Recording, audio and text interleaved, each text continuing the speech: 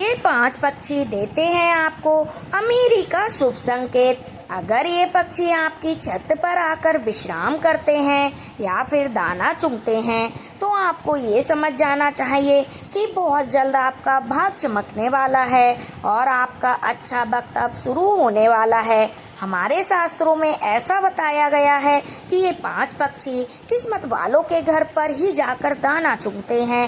वह व्यक्ति बहुत ही भाग्यशाली होता है जिसके घर पर ये पक्षी विश्राम करते हैं या फिर अपने रहने का आशियाना बनाते हैं।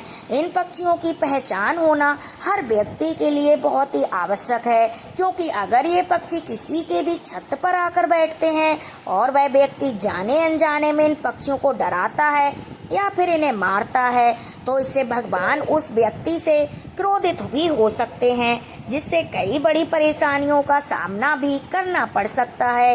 ये पक्षी आपके जीवन में खुशियां मतलब स्वयं भगवान विष्णु को देखने के समान माना जाता है। शास्त्रों के अनुसार ऐसा बताया गया है कि राजा दशरथ के घर जब ये पक्षी आया था तब उन्होंने स्वयं इस पक्षी को अपने हाथों से भोजन कराया था। अगर आपके घर में भी ये पक्षी आता है तो आपको समझ जाना चाहिए कि साक्षात देवी देवता आपके घर में वास करते हैं और बहुत ही जल्द आपका भाग चमकने वाला है। तो आइए जानते हैं कौन से हैं वे पक्षी जो आपको देते हैं आपके अच्छे समय का संकेत। लेकिन उससे पहले अगर आप भी चाहते हैं कि माता लक्ष्मी का आशीर्वाद आपके ऊपर सदैव बना रहे तो इस वीडियो को एक लाइक करके आपके अपने प्रीति भक्ति चैनल को सब्सक्राइब कर लें और कमेंट बॉक्स में जय लक्ष्मी माता लिखकर अपनी हाजिरी अवश्य लगाएं।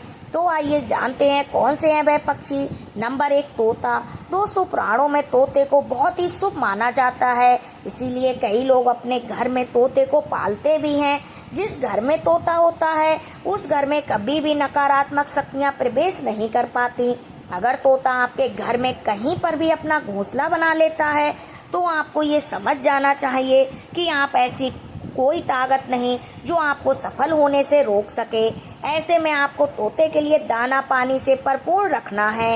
इससे भगवान भी आपसे प्रसन्न होंगे और आप पर अपनी कृपा बरसाएंगे। नंबर 2, नीलकंठ पक्षी। शास्त्रों के अनुसार ऐसा माना गया है कि नीलकंठ पक्षी भगवान शिव का प्रतीक होता है। वे लोग बहुत ही भाग्यशाली होते हैं जिनकी छत पर नीलकंठ पक्षी आकर बैठते हैं और उनके द्वारा रखा हुआ दाना पानी चूमते हैं। नीलकंठ एक ऐसा पक्षी है जिसको देखने भर से व्यक्ति के सभी दुख और कष्ट समाप्त हो जाते हैं और ना ही किसी के घर पर आते हैं, लेकिन अगर ये किसी के घर पर आ जाएं तो ये भी तय हो जाता है कि बहुत जल्द उस व्यक्ति का भाग बदलने वाला है। नीलकंठ पक्षी का घर पर आना आपको ये बताता है कि भगवान भोलेनाथ की कृपा आप पर बहुत जल्द बरसने वाली है। इसीलिए अगर ये पक्षी आपके घर पर आकर बैठता है तो इसे डराएं और मारें बिल्कुल भी नहीं, वरना आपको देवों के देव महादेव के क्रोध का सामना भी करना पड़ सकता है। दोस्तों, नंबर 3, चिड़िया। शास्त्रों में ऐसा वर्णित है कि जो गौरैया चिड़िया होती है उसे भगवान राम के घर भी देखा गया है। शास्त्रों में इसका वर्णन बहुत ही विस्तार से मिलता है। राजा दशरथ स्वयं इसे माता लक्ष्मी का प्रतीक मानते थे।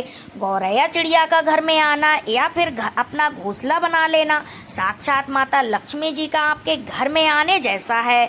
ये पक्षी अगर आपके घर पर आकर दाना पानी खाता है तो आपको ये तुरंत समझ जाना चाहिए कि माता लक्ष्मी आपसे प्रसन्न है और बहुत जल्द आपके घर में आगमन करने वाली हैं। अगर ये पक्षी आपके घर में घोंसला बना लेता है तो आपका जीवन बहुत ही जल्द बदलने वाला है। नंबर 4, कौवा। हमारे वेदों और पुराणों में ऐसा वर्णित है कि कौवा अगर आपकी छत पर आकर बैठता है या फिर आपकी छत पर कोई सामान छोड़कर चला जाता है तो आपको ये समझ जाना चाहिए कि आपके साथ कभी भी बुरा नहीं हो सकता। आपके घर में कभी भी किसी की अकाल मृत्यु नहीं होगी। कौवा को दाना पानी खिलाने से व्यक्ति की मृत्यु टल जाती है। जो व्यक्ति कौवे की सेवा करता है उस व्यक्ति के गुण कौवा अनंत काल तक गाता है। अगर आपकी छत पर भी कौवा आकर बैठता है तो आपको उसे भगाना नहीं चाहिए, बल्कि उसे खाने को दाना पानी देना चाहिए।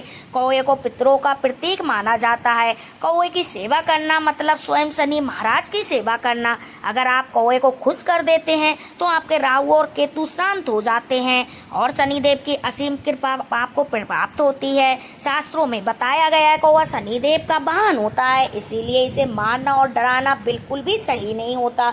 नंबर 5, कबूतर। घर में कबूतर का आना बहुत ही शुभ माना जाता है।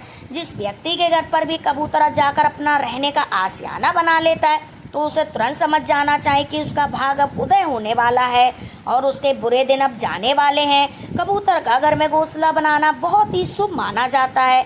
नंबर 6, उल्लू। ये पक्षी जब भी निवास करने का आता है, ऐसे में आपको गलती से भी उल्लू को डराना या फिर भगाना नहीं चाहिए। सवेरे सवेरे उज्जैन की मंगलकारी वहाँ बताया गया है, लेकिन याद रहे उल्लू सवेरे सवेरे देखना सुख समृद्धि लाता है, लेकिन आपको उल्लू रात के समय आपको अपने देखने को मिलता है, ऐसे में बिल्कुल भी सही नहीं माना जाता।